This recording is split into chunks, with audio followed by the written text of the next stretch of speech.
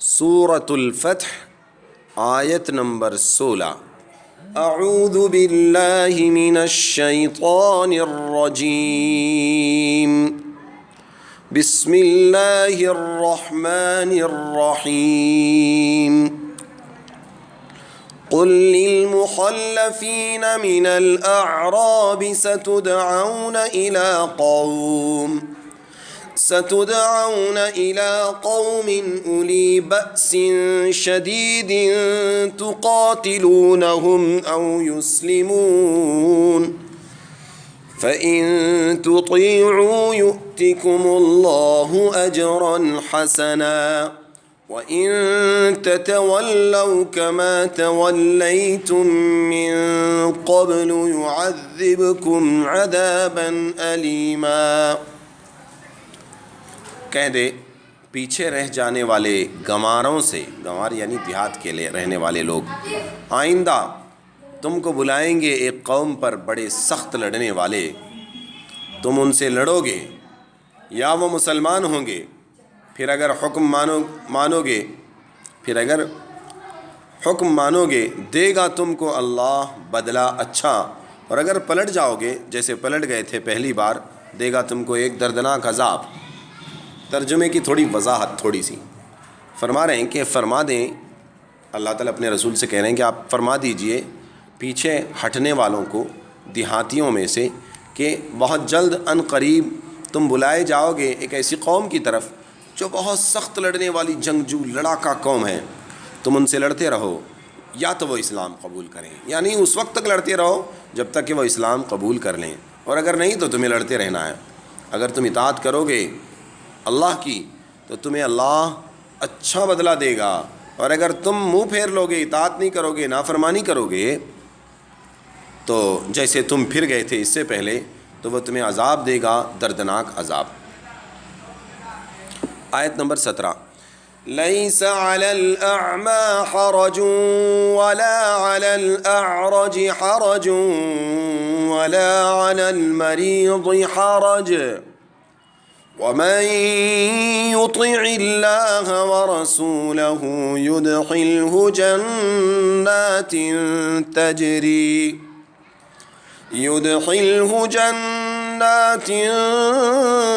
تجري من تحتها الأنهار ومن يتول يعذبه عذابا أليما۔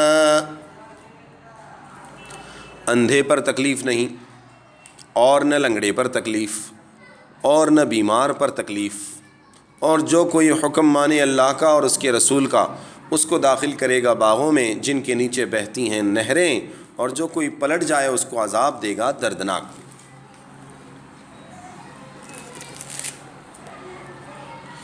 لیس علی الاعمى حرج، حضرت ابن عباس رضی اللہ عنہما نے فرمایا کہ جب اوپر کی آیت میں جہاد کی شرکت سے ہٹنے والوں کے لیے عذاب کی وعید آئی،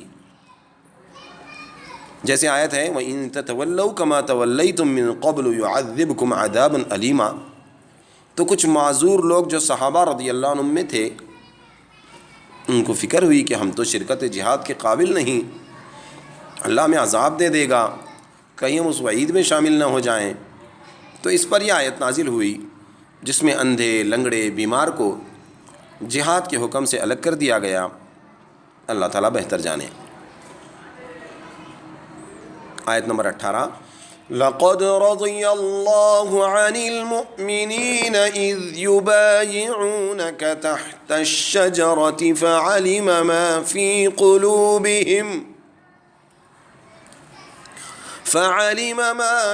قُلُوبِهِمْ فَأَنزَلَ السَّكِينَةَ عَلَيْهِمْ وَأَثَابَهُمْ فَتْحًا قَرِيبًا۔ تحقیق اللہ خوش ہوا ایمان والوں سے جب بیعت کرنے لگے تجھ سے اس درخت کے نیچے، پھر معلوم کیا جو ان کے جی میں تھا، پھر اتارا ان پر اطمینان اور انعام، دیا ان کو ایک فتح نزدیک۔ اس آیت میں صلح حدیبیہ میں جو حضرات تھے ان کی تعریف کی جا رہی ہے۔ ان کو انعام کا وعدہ کیا گیا وہ بتا رہے ہیں کہ اللہ ان مسلمانوں سے جو آپ کے ہم سفر ہیں خوش ہوا، جب کہ یہ لوگ آپ سے درخت کے نیچے جہاں میں ثابت قدم رہنے پر بیعت کر رہے تھے، جہاد میں ثابت قدم رہنے پر بیعت کر رہے تھے، اور ان کے دلوں میں جو کچھ اخلاص اور عہد کو پورا کرنے کا عزم پکا ارادہ تھا اللہ کو وہ بھی معلوم تھا، اور اس وقت اللہ تعالیٰ نے ان کے قلب میں اطمینان پیدا کر دیا جس سے ان کو خدا کا حکم ماننے میں ذرا پس و پیش یا تردد نہیں ہوا۔ یہ تو معنوی نعمتیں ہوئی، اور اس کے ساتھ کچھ محسوس نعمتیں بھی دی گئی،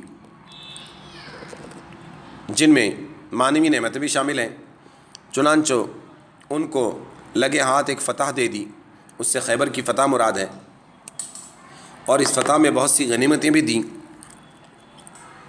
جن کو یہ لوگ لے رہے ہیں، اور اللہ تعالیٰ بڑا زبردست اور بڑا حکمت والا ہے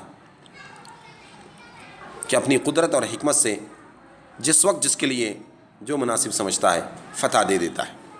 اور کچھ اسی فتح خیبر پر بس نہیں، بلکہ اللہ تعالیٰ نے تم سے اور بھی بہت سی غنیمتوں کا وعدہ کر رکھا ہے جن کو تم لوگے، سو ان میں سے سر دست تم کو یہ دی ہے ابھی پہلے، اور اس کے دینے کے لیے خیبر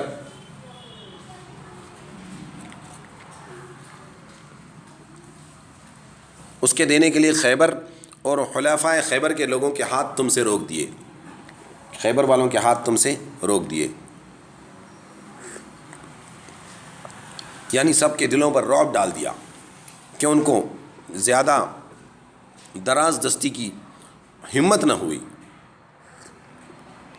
اور اس سے تمہارا بھی نفع ہوا، دنیائی نفع بھی تمہارا مقصود تھا تاکہ آرام اور فراغت ملے، اور دینی نفع بھی تھا تاکہ یہ واقعہ اہل ایمان کے لیے دوسرے وعدوں کے سچا ہونے کا ایک نمونہ ہو جائے۔ تو یہاں یہ بات صاف صاف اللہ تعالیٰ بتا رہے ہیں کہ دین کے کام کے کرنے پر صرف آخرت میں ملے گا ایسا نہیں، بلکہ اللہ دنیا میں بھی عطا فرمائیں گے، دینی نفع بھی ہوگا اور اللہ دنیاوی نفع بھی عطا فرمائیں گے۔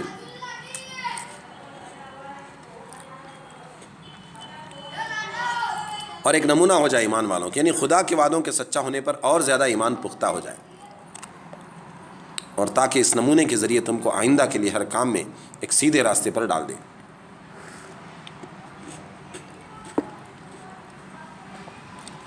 مراد اس راستے سے توکل، اللہ پر بھروسہ ہے، یعنی ہمیشہ کے لیے اس واقعے کو سوچ کر اللہ پر اعتماد اور بھروسے سے کام لیا کرو۔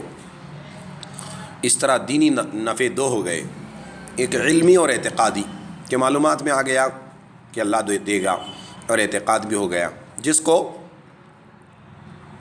وَلِتَكُونَ سے بیان فرمایا۔ دوسرا عملی اور اخلاقی، جس کو یہدیکم کے الفاظ سے ارشاد فرمایا۔ اور ایک فتح اور بھی موعود ہے جو اس وقت تک تمہارے قابو میں نہیں آئی، اس سے مراد فتح مکہ ہے جو اب تک واقع نہیں ہوئی تھی، مگر خدا تعالیٰ اس کو احاطہ قدرت میں لیے ہوئے ہیں،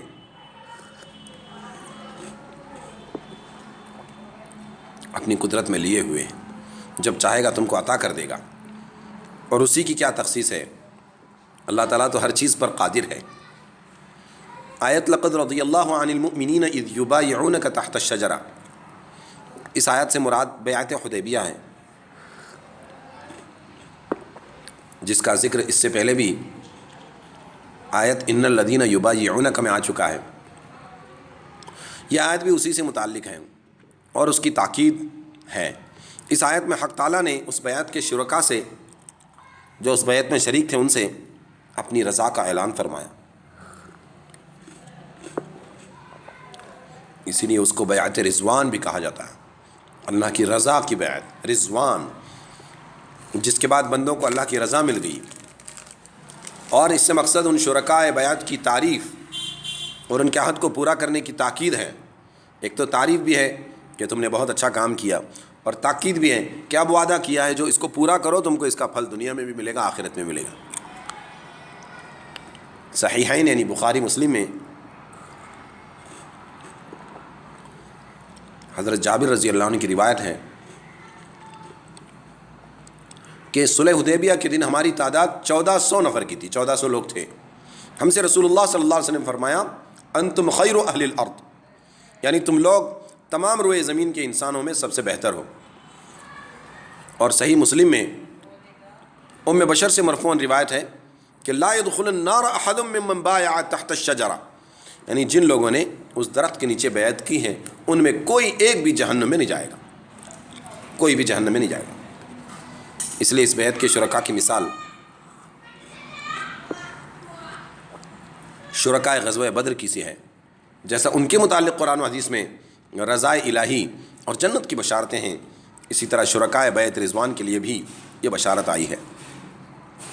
یہ بشارتیں، یہ خوشخبریاں اس پر شاہد ہیں کہ ان سب حضرات کا خاتمہ ایمان اور اعمال صالحہ مرضیہ پر ہوگا، کیونکہ رضائے الہی کا یہ اعلان اس کی ضمانت دے رہا ہے کہ ان کا خاتمہ بھی ایمان پر ہوگا۔ صحابہ کرام پر طعن و تشنیع اور ان کی لغزشوں میں غور و بحث اس آیت کے خلاف ہے۔ جو لوگ کرتے ہیں بہت بڑا گناہ کرتے ہیں۔ تفسیر مظہری میں فرمایا کہ جن خیار امت کے متعلق اللہ تعالیٰ نے غفران و مغفرت کا یہ اعلان فرما دیا ہے، اگر ان سے کوئی لغزش یا گناہ ہوا بھی ہے تو یہ آیت اس کی معافی کا اعلان ہے۔ پھر ان کے ایسے معاملات کو جو مستحسن نہیں ہیں، غور و فکر اور بحث و مباحثے کا میدان بنانا بدبختی اور بظاہر اس آیت کی مخالفت ہے۔ انسان کی بدقسمتی ہے کہ صحابہ کی چھوٹی چھوٹی باتوں کو لے کر انسان اس پر ڈیبیٹ کرے، اس پر بحث و تکرار کرے۔ یہ آیت روافض کے قول کی واضح تردید ہے، جو حضرت ابوبکر صدیق اور عمر فاروق رضی اللہ عنہ دوسرے صحابہ پر کفر اور نفاق کے الزام لگاتے ہیں۔ اللہ حفاظت فرمائے۔ شجرہ رضوان جس کا ذکر اس آیت میں آیا ہے، ایک ببول کا درخت تھا۔ بیعت رضوان جہاں ہوئی وہ ببول کے درخت کے نیچے ہوئی تھی، اور یہ بات مشہور ہے کہ حضرت صلی اللہ علیہ وسلم کی وفات کے بعد کچھ لوگ وہاں چل کر جاتے اور اس درخت کے نیچے نمازیں پڑھتے تھے۔ حضرت فاروق اعظم کو خطرہ ہوا کہیں آئندہ آنے والے جاہل قسم کے لوگ اسی درخت کی پوجا نہ شروع کر دیں، جیسے پچھلی امتوں میں اس طرح کے واقعات ہوئے ہیں، اس لیے اس درخت کو کٹوا دیا۔ مگر صحیحین یعنی بخاری مسلم میں ہے کہ طارق ابن عبد الرحمن فرماتے ہیں کہ ایک مرتبہ حج کے لیے گیا تو راستے میں میرا گزر ایسے لوگوں پر ہوا جو مقام پر جمع تھے اور نماز پڑھ رہے تھے۔ میں نے ان سے پوچھا کہ یہ کون سی مسجد ہے؟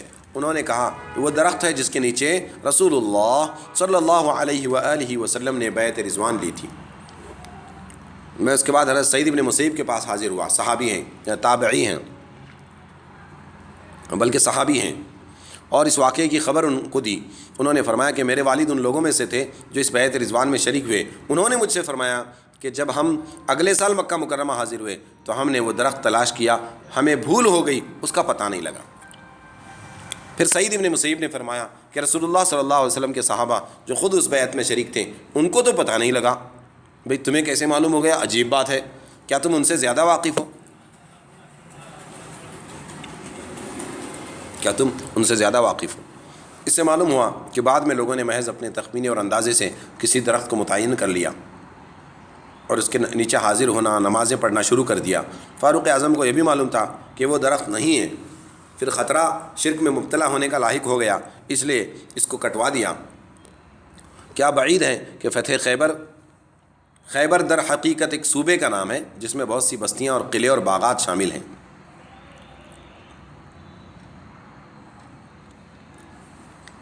خیبر کیا چیز ہے؟ ایک صوبہ ہے جس میں کچھ بستیاں ہیں، کچھ قلعے ہیں، کچھ باغات ہیں، چھوٹا سا ایک علاقہ ہے۔ وَأَثَابَهُمْ فَتْحًا قَرِيبًا، اس فتح قریب سے مراد باتفاق فتح خیبر ہے جو حدیبیہ سے واپس آنے کے بعد واقع ہوئی۔ حدیبیہ سے واپس ہونے کے بعد خیبر کی جو لڑائی ہوئی اس میں جو خیبر فتح ہوا نا، یہ ہوا۔ بعض روایت کے مطابق تو حدیبیہ سے واپسی کے بعد آپ کا قیام مدینہ منورہ میں صرف 10 روز اور دوسری روایت کے مطابق 20 روز رہا۔ جی کتنے دن؟ حدیبیہ سے واپسی کے بعد مدینہ میں آپ کا قیام 10 روز اور ایک روایت کے مطابق 20 روز، اس کے بعد خیبر کے لیے روانہ ہوئے۔ اور ابن اسحاق کی روایت کے مطابق آپ ذی الحجہ میں مدینہ طیبہ واپس لائے اور محرم 7 سن ہجری میں آپ غزوہ خیبر کے لیے تشریف لے گئے۔ محرم کی 7ویں تاریخ تھی، 20 دن ہوئے تھے، بس 10 یا 20 دن خیبر کے لیے تشریف لے گئے، اور ماہ سفر 7 سن ہجری میں خیبر فتح ہوا۔ واقدی کے مغازی میں یہی لکھا ہے، اور حافظ ابن حجر نے فرمایا کہ یہ راجح ہے۔ بہرحال یہ ثابت ہوا کہ یہ واقعہ فتح خیبر اور سفر حدیبیہ سے کافی دنوں کے بعد پیش آیا ہے، اور سورہ فتح کا سفر حدیبیہ کے درمیان نازل ہونا سب کے نزدیک متفق علیہ ہے۔ سورہ فتح جو ہے، جو ہم پڑھ رہے ہیں، وہ حدیبیہ کے سفر کے درمیان نازل ہوا۔ البتہ اس میں اختلاف ہے کہ پوری صورت اسی وقت نازل ہوئی یا کچھ آیتیں بعد میں بھی ہوئی۔ اگر پہلی صورت راجح ہو تو ان آیتوں میں واقعہ خیبر کا بیان پیشن گوئی کے طور پر ہے، اور اس کو بصیغہ ماضی یعنی ہو گیا، پاسٹ، قطعی اور یقینی ہونے کی بنا پر تعبیر کیا گیا، ہو گیا۔ اور اگر دوسرا قول راجح ہو تو یہ ہو سکتا ہے کہ یہ آیتیں بعد خیبر کے فتح کے نازل ہوئیں، اللہ تعالیٰ بہتر جانے۔ بہرحال اللہ تعالیٰ ہم سب کو کہنے سننے زیادہ عمل کی توفیق